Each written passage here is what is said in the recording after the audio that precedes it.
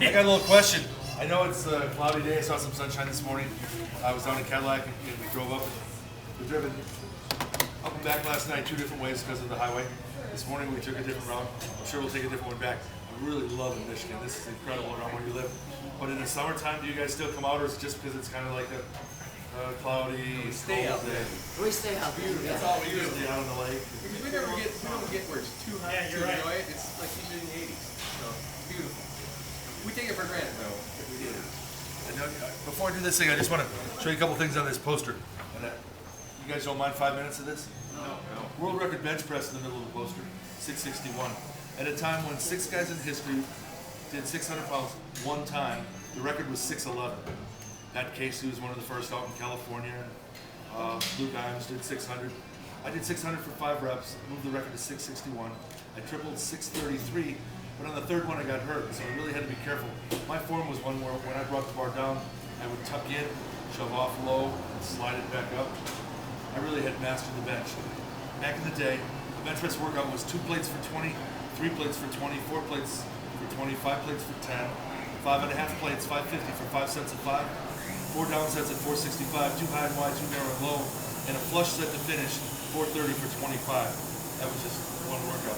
The next day I would do 775 for 5 5s in the squat. I'd do a back and arms. The day after that, deadlift day was 805 for 3 5s. The next week, 840 for 2 5s. So I tapped into some sort of supernatural power and was given superhuman strength. Yes, I did use steroids, but my doctor told me, here's your prescription. Now when you're at your attorney's office, when you think about this, and you're going to close on a house, or you're going to have a dispute with the city about putting another building up on your property, he gives you advice on what to do. He's your legal counsel. It's really between you and him. When I'm with my doctor, who is an endocrinologist, and he said, Bill, you're really tearing apart your body. You need to be able to anabolize more protein. Anabolic. Okay? You can do that if I give you these drugs to help you anabolize. They're anabolic steroids. And I'm an endocrinologist. I'm very much a professional. This is my expertise. So I'm not steering you the wrong way. So what would you do if your doctor said, this is what you should do? I listened to him. But I still think that a lot of the things that I did weren't really the chemicals that were in my body. It was how I connected to a different source. Because many times in the competitions when guys were trying to struggle with 200-pound barrels, they could barely lift them and carry them. I was throwing them effortlessly, and I think something else was going on. But I believe this poster is kind of back in my day, being on the cover of some of the magazines. And there's a real special picture down here in the lower left-hand corner. If you look at it close, you might see something that's really unusual going on. I was the first to lift the Thomas Inch dumbbells. So many times, I was the guy who could walk up to an event and break the world record more than anybody had done in 100 years the first time I ever saw it. Same thing happened again right here, the 56-pound weight throw for height. It's pretty funny, I broke the world record at 16.3, and a couple weeks later they got the promoters together in Scotland and said, we'll give you a $10,000 car if you can break the world record again, which hadn't been done in 20 years since I did it the week before.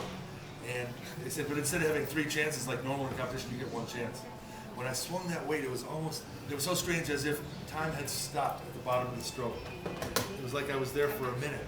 And it went up and over and went a foot over the bar. But some of these things were a lot of fun, especially the bottom poster where I traveled the country talking to young people.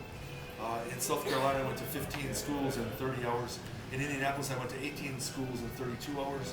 And in Seattle, I went to 26 schools in 3 days, giving a message of hope, inspiration, motivation, and telling them about the physical culture, about, they are what they eat. The tongue is the rudder of their life.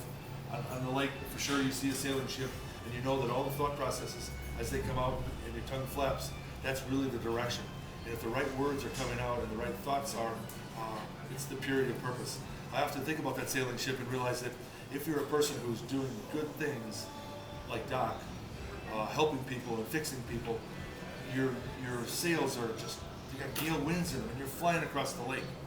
But the guy who's a big, rough, tough guy, who's a thief, who's a drug dealer, and who's does so many things wrong, his ship is the same size, same sail, and it's just flapping in the wind. There's no push. He's not moving forward.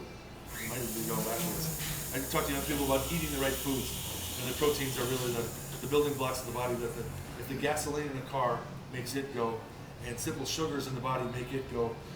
I ask them, what is the gasoline of the brain? And they think regular food, but it's actually protein. Every living cell needs protein, and the brain really needs it to run. So I get to do a lot of educational stuff for kids, and the frying pan comes in handy. But we also talk to them about making right decisions. Yes.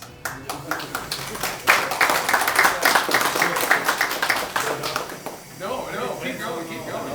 Making right decisions in their life, you know, and doing things that are maybe selfless instead of selfish. And I try to be philanthropic and actually help other people where I've done enough for myself.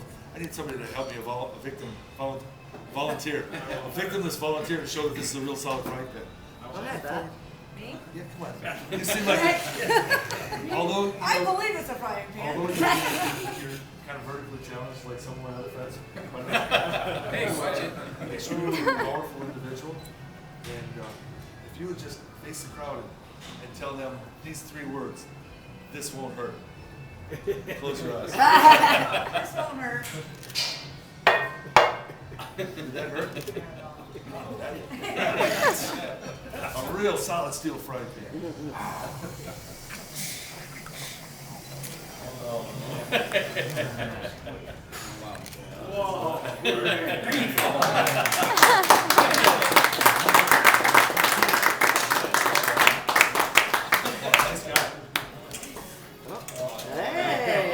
Now we need another frying pan. Okay, let's try this again. We gotta wrap it a little tighter.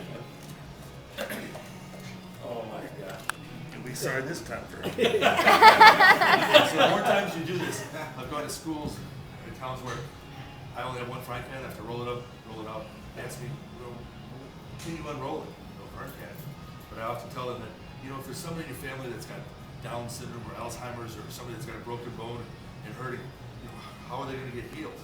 If you trip one of your friends going down the stairs and his leg looks like this, what happens next? You get kicked out of school. He goes to the doctor puts a cast on. Who's going to heal him? The doctor. Well, we realize the doctor put the cast on. It's Mother Nature and all the other powers that are healing the bones. But now try it. Wise guy. Every crowd. Anybody